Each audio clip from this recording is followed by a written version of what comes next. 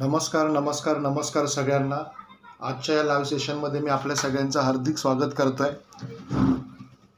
आणि माझा जर आवाज तुमच्यापर्यंत पोचत असेल तर मला जरा व्हॉट्सअपमध्ये पिंग करा।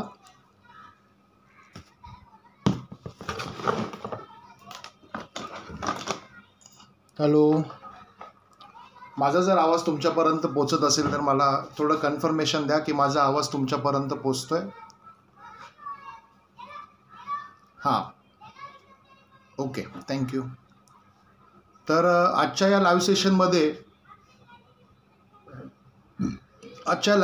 आपण बघणार आहोत की महादेवाची उपासना का आणि कशी करावी। एकतर श्रावण महिना आहे आणि या श्रावण महिन्यामध्ये सगळीकडे आध्यात्मिक वेगवेगळ्या गोष्टी इथे होत असतात आणि सगळ्या ठिकाणी आध्यात्मिक या वेगवेगळ्या गोष्टी इथे करत असतो आपण। आणि या सगळ्या आध्यात्मिक गोष्टींमध्ये आपल्याला आपल्या जीवनामध्ये किंवा आपल्या पूर्वकर्मामध्ये वेगवेगळ्या प्रकारचे रिझल्ट इथे आपल्याला बघायला मिळतात। आणि हे रिझल्ट जर आपल्याला अतिशय प्रकर्षाने आणि प्रखरतेने जर बघायचे असतील तर महादेवाच्या उपासनेशिवाय पर्याय नाही। कारण आपल्याकडे जेवढे पण गुरु झाले किंवा जेवढे पण संन्यस्त झाले किंवा गुरु झाले किंवा आध्यात्मिक गुरु झाले, हे सगळे कुठे ना कुठेतरी महादेवाच्या नावाशी महादेवाशी कनेक्ट होते। हे कनेक्ट होते हे आपल्याला माहिती आहे। त्याच्यानंतर त्यामुळे काय होतं, उत्पत्ती, स्थिती, लय आणि पुनरुत्पत्ती या 3 सेगमेंटमध्ये हे सगळं नेचर काम करत असतं। जसं की उत्पत्ती, स्थिती, लय आणि पुनरुत्पत्ती।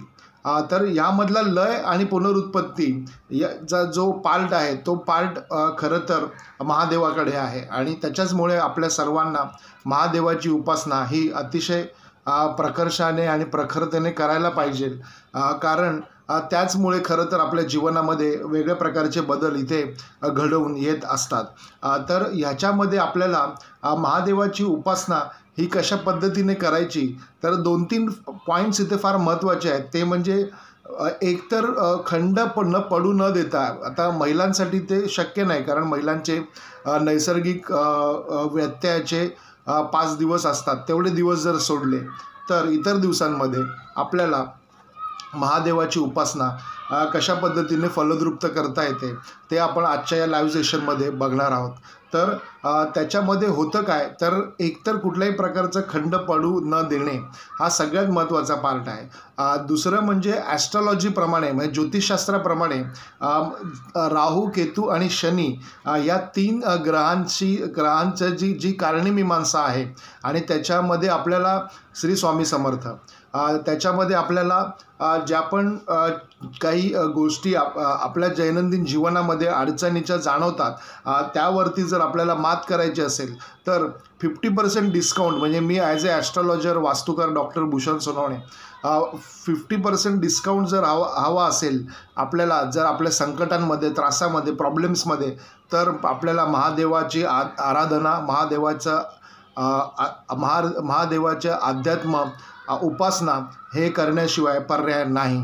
तर जसं आपण मी नेहमी म्हणतो की गुरूंची उपासना जशी असावी तशी महादेवाची उपासनासुद्धा आपली असावी, कुलदेवतेची उपासना असावी। तर या सगळ्या सेगमेंटमध्ये महादेव फार महत्त्वाचे आहेत। आणि श्रावण महिन्यामध्येच का, तर श्रावण महिना हा एक असा महिना आहे की ज्यामध्ये आपल्याला आषाढी झालेली असते, म्हणजे आषाढी कार्तिकीपासून व्यंकटेश गेलेले असतात निद्रा अवस्थेमध्ये। आणि ते निद्रा अवस्थेमध्ये असतात कार्तिक पौर्णिमेपर्यंत, जसं की आपण कार्तिक एकादशी म्हणतो, तर तिथपर्यंत त्यांचं निद्रा अवस्था असते। आणि त्याच्यामधला जो कालचक्र आहे किंवा त्याच्यामधलं जे हे कालचक्र आहे, हे कालचक्र एका वेगळ्या शक्तीकडे आपोआप सोपवलं जातं आणि ती म्हणजे महादेव आहे। कारण उत्पत्ती, स्थिती आणि लय, आणि लयानंतर येते ते पुनरुत्पत्ती। आणि जीवनामध्ये आपल्याला जेव्हा संकट येतात, अडचणी येतात, त्रास येतो, तेव्हा इथे लयाची भूमिका फार महत्त्वाची असते। आणि लय आणि पुनरुत्पत्ती म्हणजे लय आणि काही अंशी पुनरुत्पत्ती हा जो पार्ट आहे हा महादेवाकडे आहे। आणि त्याच्यासाठी आणि जेव्हा या पृथ्वीवरती जेव्हा जेव्हा वेगवेगळ्या प्रकारची संकटं आली त्या वेळेला महादेवांनी त्यांचं स्वरूप प्रकट केलेलं आहे आणि त्यांचं स्वरूप त्यांनी दाखवून दिलेलं आहे. असे वेगवेगळ्या घटना, अशा वेगवेगळ्या गोष्टी ह्यामध्ये आपल्याला बघायला मिळतात. आणि म्हणूनच नेहमी मी म्हणत असतो की महादेवाच्या उपासनेला पर्याय नाही. महादेवाची उपासना, गुरूंची उपासना, महादेवाची उपासना आणि कुलदेवतेची उपासना, या 3 उपासनेशिवाय माणसाला गत्यंतर नाही, माणसाला पर्याय नाही, है ना. तर अशा पद्धतीने महादेवाची उपासना ही फार महत्त्वाची ठरते. सेकंड थिंग, निसर्गामध्ये जे होणारे बदल असतात ते बदल ह्या बेसिक या श्रावण महिन्यामध्ये खूप मोठ्या प्रमाणामध्ये आपल्याला बघायला मिळतात. जसं की पावसाचा जो विध्वंस असतो तो विध्वंस श्रावणामध्ये कमी होतो, आहे ना.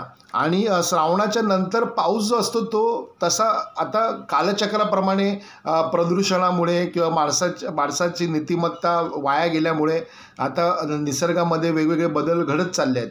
पण पूर्वी तसं नव्हतं. पूर्वी श्रावणानंतरचा जो पाऊस असायचा तो अतिशय सौम्य असायचा आणि जसं आपण म्हणायचो अर्ध सूर्यकिरण आणि अर्धा पाऊस, अशा ठिकाणी श्रावणाची म्हणजे आपण त्याला श्रावण सरी असं म्हणायचो, श्रावण लहरी असं म्हणायचो. आता तसा बदल आपल्या निसर्गामध्ये झालेला आहे. पण ह्याचा अर्थ आपल्याला श्रावणाला नाकारता येणार नाही. तर श्रावण हा निसर्गामध्ये होणारा जो सूक्ष्मरित्या जो बदल असतो तो बदल हा श्रावणामध्ये होत असतो. पूर्ण 12 महिन्याच्या कालावधीमध्ये हा बदल अतिशय महत्त्वाचा असतो आणि त्यामुळे इथे श्रावणामध्ये महादेवाची उपासना करण्याचं सगळ्यात मोठं कार्य जे आहे ते श्रावणापासून सुरुवात होते. कारण एकतर व्यंकटेश निद्रा अवस्थेमध्ये गेलेले असतात आषाढीपासून ते कार्तिक महिन्यापर्यंत व्यंकटेश जे आहेत म्हणजे विष्णू भगवान जे आहेत ते निद्रा अवस्थेत गेलेले असतात आणि त्याच्यानंतर ह्या सगळ्या जगाचा जो भार आहे ही जी सगळी केस आहे ही केस येते नंतर महादेवाकडे. आणि म्हणून ह्याची जी सुरुवात आहे ती महादेवापासून होते आणि म्हणून श्रावणामध्ये आपल्याला महादेवाच्या उपासना, महादेवाचे वेगवेगळ्या प्रकारचे आध्यात्मिक चाली रीती दिलेल्या आहेत आणि त्यामुळे महादेवाची उपासना ही अतिशय आमूलाग्र ठरते. अतिशय अनन्यसाधारण महत्त्व श्रावणामध्ये असलेल्या या महादेवाच्या उपासनेमध्ये आपल्याला बघायला मिळतं. तर अशा पद्धतीने याची ही माहिती आहे. सगळी माहिती रेकॉर्डिंग आपलं सुरू आहे. जे लोक उशिरा आले त्यांना रेकॉर्डिंगमध्ये परत ऐकायला मिळेल. तर आता आपण पुढे वळूया. यामध्ये व्यंकटेश हा निद्रा अवस्थेमध्ये असतो हे मगाशी सांगितलं मी. आपल्या वास्तू आता बरेच वेळेला मला फोन येतात, कॉल येतात, वेगवेगळ्या प्रकारचे प्रश्न विचारले जातात. आता ह्यामध्ये अतिशय महत्त्वाचा प्रश्न असतो की गुरुजी आमच्याकडे ऑलरेडी महादेवाची पिंड वास्तूमध्ये आहे किंवा नाही आहे तर ती ठेवायची का?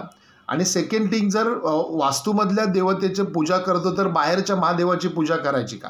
हा ॲक्च्युली मूळ प्रश्न आहे. तर महादेवाची पूजा किंवा कुठल्याही आध्यात्मिक शक्तीची पूजा घरात करणं आणि बाहेर करणं ह्यामध्ये जमीन आसमानाचा फरक आहे. कसा तो मी इथे समजावून सांगतो. एक तर आपण आपल्या वास्तूमध्ये, आपल्या ओरामध्ये, आपल्या चक्रांमध्ये आपले जे डिसहार्मोनी फेसेस आहे, आपली जी अंतर्दशा महादशा आहे, गॅलेक्सीकडनं आपल्याला जी प्राप्त होणारी ऊर्जा आहे आणि वास्तूमधनं आपल्याला जी प्राप्त होणारी ऊर्जा आहे, ह्याचं सगळ्यांचं कॉम्बिनेशन करून आपण एक वेगळ्या प्रकारचं जीवनशैली इकडे जगत असतो. आणि ही जीवनशैली आपल्याला आपल्या वास्तूमध्ये असलेले जे देव असतात हे तेवढ्यापुरतं त्याचे मर्यादित अवस्था आपल्याला प्राप्त होते. म्हणजे याचा अर्थ असा का की वास्तूमध्ये ठेवलेले देव आपल्याला पावत नाहीत किंवा सकारात्मक रिझल्ट देत नाहीत? तर असं नाही, ते आपल्याला सकारात्मक रिझल्ट देतात. पण ज्या वेळेला आपल्याला जी ऊर्जा हवी असते ती ऊर्जा बाहेरच्या शक्तींपासून आपल्याला ती प्राप्त होते.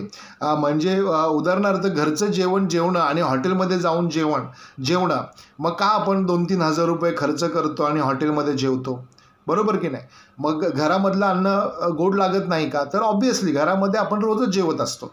पण बाहेरचं अन्न कधीतरी खावंसं वाटतं माणसाला. तर त्यावेळेला तिकडची जी आता एखाद्या चांगल्या 5 स्टार हॉटेलमध्ये किंवा एखाद्या चांगल्या अतिशय चांगल्या अशा वातावरणामध्ये आपण जाऊन फूड इनटेक करणं अतिशय इम्पॉर्टंट वाटतं आपल्याला किंवा अतिशय चांगलं वाटतं, अतिशय आल्हाददायक वाटतं, आपल्याला प्रसन्नता येते त्याच्यामध्ये. एक वेगळ्या प्रकारचं फ्लो येतो आपल्याला आपल्या एनर्जीमध्ये. तर तसंच आध्यात्मिकतेचं सुद्धा आहे. तर महादेवाची उपासना तुम्ही वास्तूमध्ये केली तरीसुद्धा महादेवाची उपासना, गुरूंची उपासना, कुलदेवतेची उपासना किंवा इतर मी जेवढ्या पण उपासना इथे वास्तुशास्त्र ज्योतिषशास्त्राप्रमाणे सांगतो त्या जेवढ्या तुम्ही वास्तूत करतात तेवढ्याच त्या उपासना तुमच्या बाहेरसुद्धा केल्या गेल्या पाहिजेत. कारण ह्याचा अतिशय महत्त्वाचा पॉईंट आहे हा. बरेच लोक इथे मिस होतात किंवा बरेच लोक इथे मिसगाईड होतात. काही लोक फक्त बाहेरच्या देवांची पूजा करतात, घरच्या देवांची करत नाही. तिथे सुद्धा एक वेगळ्या प्रकारचा बॅलेन्स आपल्याला साधता येत नाही. आणि म्हणून मग बरेच लोक मला परत विचारतात की सर आम्ही भरपूर अध्यात्म करतो, आम्ही भरपूर देवदेव करतो, आम्ही भरपूर गोष्टी करतो आध्यात्मिकदृष्ट्या, भरपूर स्पिरिच्युअलिटी डेव्हलप करतो, तरीसुद्धा आम्हाला तसे रिझल्ट बघायला मिळत नाहीत. मग त्यावेळेला मी त्यांना विचारतो स्वामी समर्थांची बाहेर जेवढी पूजा करतात तेवढी तुम्ही घरात करता का? मग त्यांचं ठिकाण तुम्ही घरामध्ये फिक्स केलं आहे का, ठेवलं आहे का, कुठे आहे का असं? तर त्यावेळेला त्या गोष्टी निदर्शनास येतात. तसंच महादेवाचं सुद्धा आहे, तसंच कुलदेवतेचं सुद्धा आहे, तसंच तुमच्या इष्टदेवतेचं सुद्धा आहे. तसं तुम्ही तुमच्या एक एनर्जी असते वास्तूच्या आतमध्ये, उंबरट्याच्या आतमधली एक एनर्जी असते आणि उंबरट्याच्या बाहेरची एक एनर्जी असते. ह्या दोन्ही एनर्जीजला आपल्याला डिनाय करता येणार नाही. ॲट द सेम टाईम मी नेहमी म्हणतो की ज्या महादेवाची पूजा किंवा ज्या गुरूंची पूजा, ज्या गणपतीची पूजा, ज्या तुमच्या इष्टदेवतेची पूजा, ज्या तुमच्या कुलदेवतेची पूजा, त्या ठिकाणी लाखो भाविक ज्या ठिकाणी ती पूजा करतात त्या ठिकाणी तुम्ही जाणं फार गरजेचं आहे. मग आता लाखो भाविक तिथे ज्यावेळी ते उपस्थित असतील त्यावेळेला तुम्ही जायला पाहिजे का? तर मी असं म्हणत नाही. मी गर्दीच्या अपोजिट आहे. ज्या वेळेला लाखो भाविक येऊन गेले त्याच्यानंतर तुम्ही जायला पाहिजे. ज्या वेळेला तिथला गाभारा निवांत असेल, शांत असेल, त्यावेळेला तुम्ही तिकडे जायला पाहिजेत. त्यावेळेला तिकडची जी फील असतो, एक एनर्जी असते ती तिथे तुम्ही घ्यायला पाहिजे. आणि त्याच्यानंतर तुमच्या जीवनामध्ये काय बदल बघायला मिळतात हे डेफिनेटली तुम्हाला कळतील. माझा म्हणण्याचा अर्थ जो आहे हा तुम्ही लक्षात घ्या, लक्षात ठेवा आणि वर्षभर ह्याचं ॲप्लिकेशन करून बघा. म्हणजे तुम्हाला त्याचे रिझल्ट अतिशय चांगले बघायला मिळतील. आता इथे गफलत आपली होते कुठे? ते एक म्हणजे महादेवाची उपासना सर मी वास्तूमध्ये आमच्या पिंड आहे छोटीशी तिथे मी करते. बरं, केली. पुढे मग त्याचे आम्हाला तसे सकारात्मक रिझल्ट का मिळत नाही? त्याचे तसे सकारात्मक रिझल्ट ह्यामुळे मिळत नाही की तुम्ही बाहेरच्या पण पिंडीला जाऊन जिथे शेकडो भाविक, हजारो भाविक, प्रत्येक पिंडीला लाखो भाविक प्राप्त होतात असे नाही आहे. पण जी पण शक्ती तिथे प्राप्त होते तिथे तुम्हाला जायला पाहिजे. म्हणजे आता समजा तुमच्या परिसरामध्ये एखादं महादेवाचं मंदिर असेल, तिथे शेकडो हजारो भाविक येऊन दर्शन घेत असतील तर तिथे तुम्हीसुद्धा जायला पाहिजे. ज्या दिवशी तिथे शांतता असेल, ज्या दिवशी तिथे गर्दी कमी असेल असा वेळ साधून तुम्ही तिथे जायला पाहिजे. त्यावेळेला तिथे महादेवाचं दर्शन घ्यायला पाहिजे आणि त्या ठिकाणी त्या शक्तीशी, त्या भक्तीशी तुम्ही कनेक्ट करायला पाहिजे. मग त्यावेळेला तुम्हाला जे तुम्ही सोपस्कर घरातल्या पिंडीसाठी करतात ते सोपस्कर तुम्ही तिथल्या पिंडीसाठी करायला पाहिजेत. आता सोपस्कर म्हणजे काय काय गोष्टी तिथे व्हायच्या याविषयी तुम्हाला मी याच्या पुढचं माहिती देतो. त्यामध्ये सगळ्यात महत्त्वाचा पहिला पॉईंट मी जो पूर्ण वर्षानुवर्ष सांगतोय, एक म्हणजे महादेवाच्या पिंडीवरती जल अर्पित करणे म्हणजे पहिला उपाय. दुसरा उपाय त्याच्यामध्ये आता श्रावण चालू झाला तर श्रावणासाठी काय स्पेसिफिकेशन असू शकतं? एक म्हणजे तुम्ही महादेवाला मोगऱ्याचं अत्तर मिक्स केलेलं जल वाहू शकता, पहिला पॉईंट. दुसरा, तुम्ही महादेवाला बेल वाहू शकता. तुम्ही महादेवाला अजून पण इतर काही स्पेसिफिक अशी वनस्पती आहेत त्या वाहू शकतात. अजून पण इतर काही स्पेसिफिक असे फळं आहेत ते तुम्ही वाहू शकता. पाचवा पॉईंट, तुम्ही महादेवाला इथे नारळ वाहू शकता. आणि सोमवारी तुम्ही जसं आता या 5 दिवसांमध्ये म्हणजे श्रावणातल्या 5 दिवसांमध्ये वेगवेगळे दान ठरलेले असतात, कॅलेंडरमध्ये दिलेले असतात. मागच्या वेळेला जसं तांदूळ होतं तर तांदूळ आता या गेल्या सोमवारी सगळ्यांनी वाहिलं. प्रत्येक कॅलेंडरमध्ये ते दिलेलं आहे. त्यामुळे आता तो विषय मी इथे परत घेत नाही, मग परत व्हिडिओ अजून लांबलचक होतो. तर कोणाला जर त्यामध्ये अजून माहिती हवी असेल तर मला पर्सनल व्हॉट्सअपला पिंग करा. I will be definitely provide that content with you. तर ह्यामध्ये आपल्याला सगळ्यात महत्त्वाचं म्हणजे गहू व्हायचे आहेत. म्हणजे आता इस्पेक्ट टू श्रावण महिना किंवा सोमवार सोडला तर इतर दिवसांमध्ये तुम्ही सुद्धा गहू वाहू शकता किंवा दर सोमवारी तुम्ही गहू वाहू शकता. वाहून बघा काय फरक पडतो. मूठभर गहू किंवा 3 मूठ गहू किंवा 5 मूठ गहू, तर असे गहू तुम्ही वाहू शकता. तर त्याच्याने काय फरक पडतो तुम्ही बघा. सेकंड थिंग, मला माझ्या गुरूंच्या माध्यमातून काही स्पेसिफिक असे गोष्टी आलेल्या आहेत, म्हणजे गुरु शिष्य परंपरेतून त्या प्राप्त झालेल्या आहेत. त्या पण मी तुमच्याबरोबर इथे शेअर करू इच्छितो. तर त्यामधला सगळ्यात महत्त्वाचा पॉईंट आमचे गुरु नेहमी म्हणायचे की महादेवाला गहू वाहणे आणि नारळ वाहणे, नारळाची शेंडी देवाकडे करणे, गहू वाहणे आणि त्यावरती नारळ ठेवणे, हा एक सगळ्यात महत्त्वाचा पॉईंट. आणि दुसरा महत्त्वाचा पॉईंट म्हणजे सोमवारी आणि प्रदोष असेल त्या दिवशी, म्हणजे कॅलेंडरला प्रदोष हा एक देवाचा म्हणजे महादेवाचा विशिष्ट दिवस मानला गेलेला आहे. तर त्या दिवशी आपल्याला सोमवारी आणि प्रदोष असेल त्या दिवशी आपल्याला दही खायचं नाही आहे. तर हे 2 उपाय म्हणजे हे 2 गोष्टी अतिशय महत्त्वाच्या आहेत. सोमवारी आणि प्रदोष असेल त्या दिवशी दहीचं सेवन करू नये असं आहे. म्हणजे काहीतरी आहे त्याच्यामागे. तर काय आहे कसं आहे ते पर्सनली कोणाला हवं असेल ते मग खूप कॉन्टेंट आपलं डिलिव्हर्ड व्हायला वेळ लागतो आणि बराचसा विषय अजून पूर्ण करायचा आपल्याला. तर फक्त पॉईंट लक्षात घ्या की महादेवाच्या पिंडीवरती जे पण जल चढवतात किंवा जे पण महादेवाचे संन्यासी आहे, म्हणजे आता आम्ही सगळे शिवसन्यासी असं आम्ही म्हणतो. इथे आपल्या मागे सगळे शिवगण असतात. तर इथे शिवगण आपल्या मागे असल्यामुळे बऱ्याचशा गोष्टी आपल्या जीवनामध्ये तो फरक ते रिझल्ट आपल्याला इथे बघायला मिळतात. मग 50% दुःखामध्ये आपल्याला 50% देतो देव आपल्याला, एवढं मी तुम्हाला इथे गॅरेंटेड सांगू शकतो आहे ना, की आपल्याला आपल्या दुःखांमध्ये 50% डिस्काउंट देतो आपला देव आपल्याला, एवढं मी आपल्याला गॅरेंटेड सांगू शकतो. की शिवगण, शिवसन्यास हे आणि श्री शिवस्वरोदय हे सगळा विषय आहे. आता हळूहळू आपण या विषयाकडे वळूया. जसं जसं आपलं पुढे सेशन्स होतील तसं तसं ते तुम्हाला समजतीलच सगळे विषय. तर शिवसन्यास, आता आपण सगळे शिवसन्यासी आहोत, महादेवाचे भक्त आहोत, वर्षभर महादेवाची उपासना करणारे लोक आहोत. तर आपण स्वतःला शिवसन्यासी म्हणून एक दीक्षा आहे, ती दीक्षा आम्ही गुरुपौर्णिमेला इथे बऱ्याच लोकांना दिली. पुढच्या गुरुपौर्णिमेला काही लोकांनी या किंवा मधल्या वेळेला सुद्धा काही लोकांनी यावं, ती दीक्षा घ्यावी, काही हरकत नाही. तसं शेड्यूल आपण प्लॅन करू आणि त्याप्रमाणे त्या सगळ्या गोष्टी आपण ठरवू.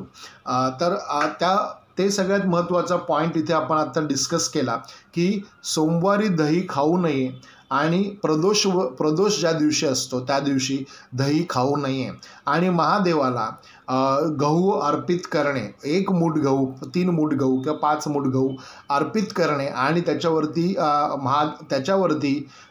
नारळ ठेवणे, म्हणजे नारळची जी शेंडी आहे ती देवाकडे करून ठेवणे, असा एक उपाय इथे महादेवाचा उपाय इथे सांगितला गेलेला आहे. श्रावणामध्ये तुम्ही हा उपाय इतर दिवसांमध्ये करू शकता एस्पेक्ट टू सोमवार, कारण सोमवारी इतर काही व्रत अध्यात्म साहित्य वाहण्यासाठी स्पेसिफिक असतं. तर तेवढं सोडून मात्र हा एक उपाय इथे मी डेफिनेटली सजेस्ट करेल तुम्हाला. आता ह्याचा पुढचा पॉईंट बरेच वेळेला विचारलं जातं, बरेच वेळेला मला क्वेश्चन्स असतात की ह्यामध्ये बरेच वेळेला असे प्रश्न असतात की तुळशी वृंदावनामध्ये शिवपिंड ठेवावी का?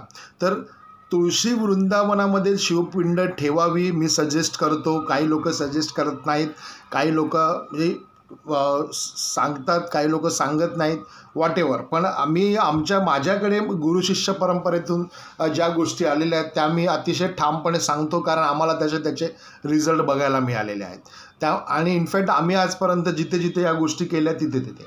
बरं, तर महादेवाची उपासना वास्तूमध्येही होते, तुळशीमध्ये पण होते आणि मंदिरात पण होते. म्हणजे ह्या 3 ठिकाणी ती होते. तुळशीमध्ये कशी होते तर तुळशीला आपण पार्वती स्वरूप म्हणतो.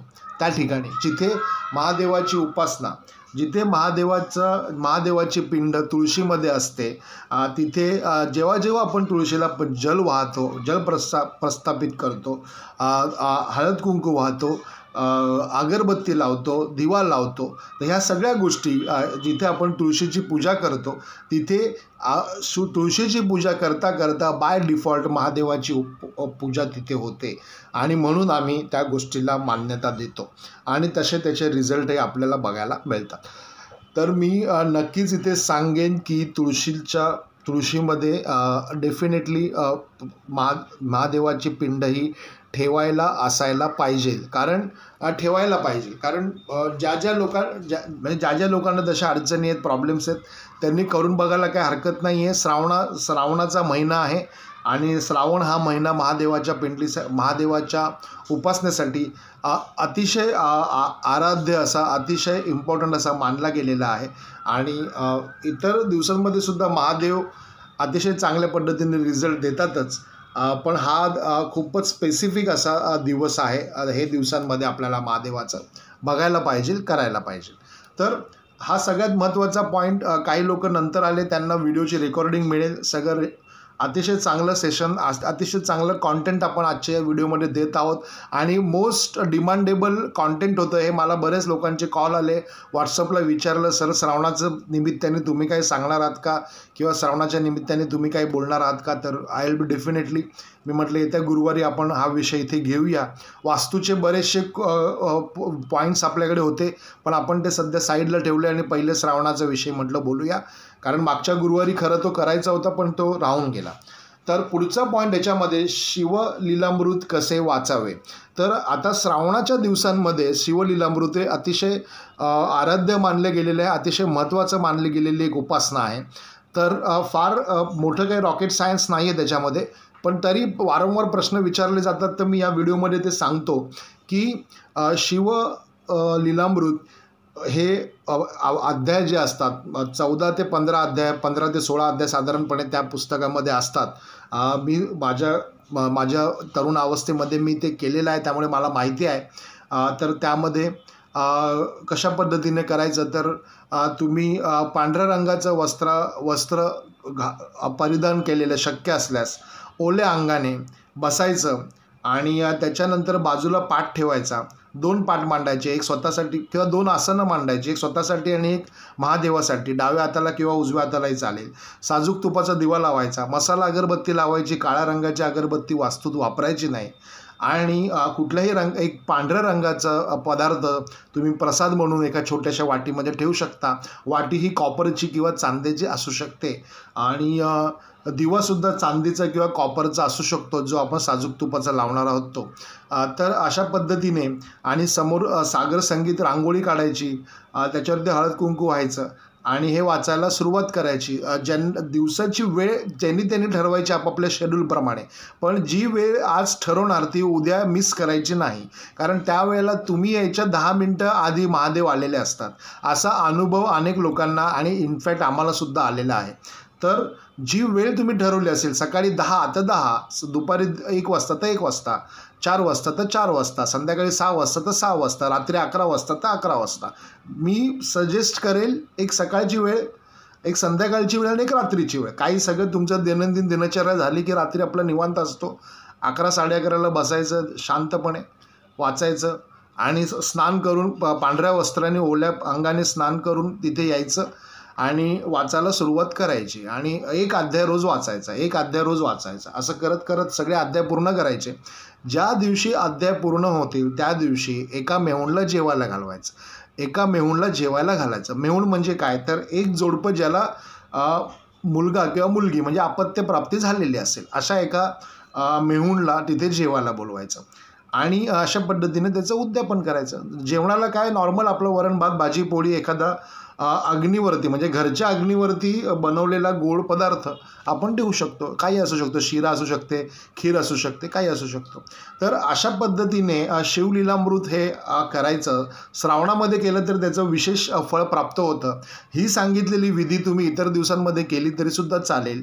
वेळ फक्त अट एवढीच आहे की वेळ आणि खंड पडू देऊ नये. एकतर खंड पडू देऊ नये, पडलाच काही कर्मधर्म संयोगाने तर माझ्याबरोबर परत कन्सल्ट करावं, म्हणजे मग रिन्युएड टाईप ऑफ द एनर्जी किंवा काय आहे गोष्टी ते पंचांग बघून मग परत सांगावं लागतं, म्हणून विचारतोय.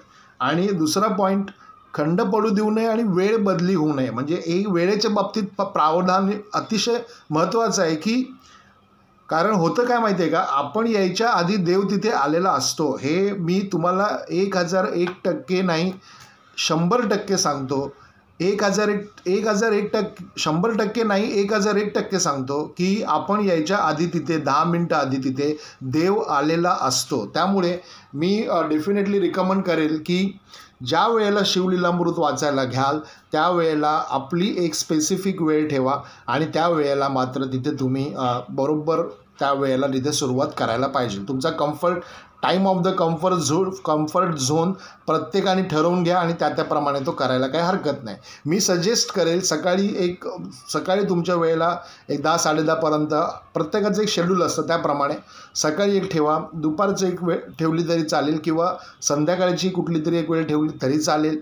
आणि नसेलच होत अगदी तर मग रात्रीचे, म्हणजे मी स्वतः केले ते रात्री केले, त्यामुळे हे सगळे उद्योग मी रात्री करायचो. त्यामुळे आमचं कुंडलीमध्ये चंद्र अतिशय प्रभावी आहे, त्यामुळे आम्ही सगळे प्रयोग रात्रीचे करायचो.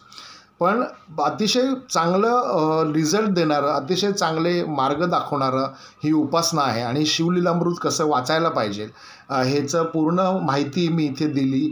आणि आजच्या या लाईव्ह सेशनमध्ये मी महादेवाची उपासना का आणि कशी करावी हे सांगितलं. श्रावणामध्ये निसर्गात होणारे बदल कसे असतात, का असतात ते सांगितले. व्यंकटेश निद्रा अवस्थेत गेलेला असतो आषाढ महिना ते कार्तिक महिना. वास्तूमधील महादेवाच्या पिंडीला एक बेल व्हावा, एक बेल है ना. तर तो एक पॉईंट मी ते सांगितला. नंतर सोमवारी दही खाऊ नये. सोमवारी आणि प्रदोष ज्या दिवशी असेल त्या दिवशी जी लोक महादेवाची उपासना करतात की किंवा जी लोक महादेवाला मानतात किंवा जी लोक, आता काही लोकांनी माझ्याकडे शिवसन्यास म्हणून एक नवीन गोष्ट आहे ती केली आहे, तर त्या लोकांसाठी पण ते फार महत्त्वाचं आहे. आणि तुळशी वृंदावनामध्ये महादेवाची पिंड का ठेवावी आणि शिवलीलामृत कसे वाचावे आणि घरातील अध्यात्म करणं आणि मंदिरात जाऊन अध्यात्म करणं ह्या दोघांमध्ये काय फरक आहे आणि या सगळ्या गोष्टी आपण आजच्या या लाईव्ह सेशनमध्ये बघितल्या. हा सगळा व्हिडिओ रेकॉर्डिंग होतो आहे बाजूला व्हॉइस ओव्हरमध्ये, तुम्हाला तो यूट्यूबला आणि फेसबुकला परत ऐकायला मिळेल. माझी टीम आज संध्याकाळपर्यंत रात्री उशिरापर्यंत तो व्हिडिओ लोड करेल आणि तो तुम्हाला आपल्या ग्रुपवरती सेंड करेल. तर अशा पद्धतीने आजच्या या लाईव्ह सेशनमध्ये या सगळ्या गोष्टी आपण बघितल्या. आणि जर तुम्हाला या संदर्भामध्ये काही क्वेश्चन्स असतील, काही प्रश्न असतील तर तुम्ही मला डेफिनेटली इथे विचारू शकता. लाईव्हमध्ये जर प्रश्न तुम्ही विचारले तर इतर लोकांना त्याचं बेनिफिट होतं, हे एक गोष्ट लक्षात घ्या आणि त्याप्रमाणे तुम्ही मला प्रश्न विचारू शकता. 1 मिनिटासाठी मी इथे थांबते, तुम्ही मला प्रश्न विचारू शकता. श्री स्वामी समर्थ बोला. श्री स्वामी समर्थ बोला.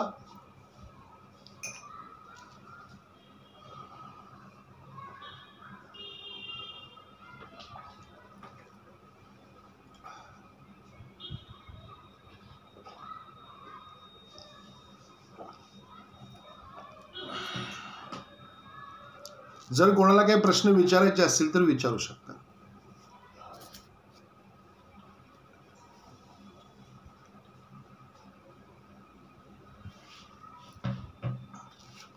ओके, तर आजच्या या लाईव्ह सेशनमध्ये आपण ज्या पण गोष्टी बघितल्या मी त्या सगळ्या रिकॅप केल्या आणि सगळ्या सांगितल्या. सगळा व्हिडिओ रेकॉर्ड आहे, तर याचे रेकॉर्डिंग आपल्याला ऐकायला मिळेल, व्हॉइस ओव्हर मिळेल यूट्यूबला आणि फेसबुकला आपल्या पेजवरती आहे ना. आपलं यूट्यूब चॅनलचं नाव आहे आस्क वास्तुकार गुरु आणि फेसबुक पेजचं नाव आहे वास्तुकार गुरु. तर ह्यामध्ये ती रात्रीपर्यंत सगळं लोड होईल. माझी टीम आहे, ते लोक लोड करतील आणि मग त्याप्रमाणे तुम्हाला सगळं कॉन्टेंट परत ऐकायला मिळेल. तर अशा पद्धतीने आपण आजच्या व्हिडिओमध्ये बघितलं महादेवाची उपासना का आणि कशी करावी आणि तुळशी वृंदावनामध्ये महादेवाची पिंड का ठेवावी, वास्तूमध्ये अध्यात्म करणं आणि मंदिरात जाऊन अध्यात्म करणं यामध्ये काय काय डिफरन्स आहे आणि शिवलीलामृत का आणि कसे वाचावे आणि इतर काही आपले शिवसन्यास श्री शिव सरोदे आणि याच्याशी रिलेट करणाऱ्या गोष्टी सगळ्या आपण इथे आज मी तुमच्याबरोबर शेअर केल्या.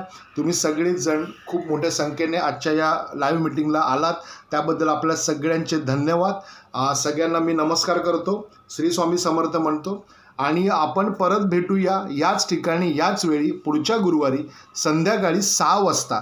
आता आपण हे लाईव्ह सेशन संध्याकाळी 6 वाजता घेतो आहे, कारण माझा जो स्पिरिच्युअल टायमिंग आहे तो ॲक्च्युली 7:30 नंतर चालू होतो. मला पण माझं काही वैयक्तिक अध्यात्म करायचं असतं आणि ते अध्यात्म मला 8 नंतर करता येत नाही.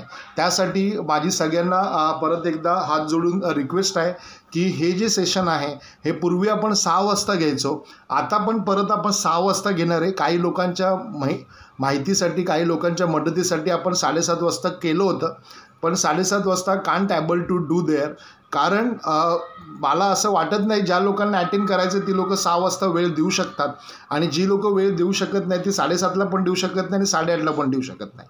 मग त्यांच्यासाठी ऑलरेडी रेकॉर्डेड व्हिडिओ मिळतो आहे त्यांना. ज्या लोकांना यायला मिळत नाही त्यांना रेकॉर्डेड व्हिडिओ आपण ऑलरेडी देतो आहोत. तर जी पण लोकं येऊ शकत असतील त्यांनी 6 वाजता यावं. पुढचं सेशन पुढच्या गुरुवारपासून आपण हे सेशन संध्याकाळी 6 वाजता घेत आहोत. तर आपण परत भेटूया याच ठिकाणी याच वेळी. तोपर्यंत आपल्या सगळ्यांना श्री स्वामी समर्थ. श्री स्वामी समर्थ. श्री स्वामी समर्थ.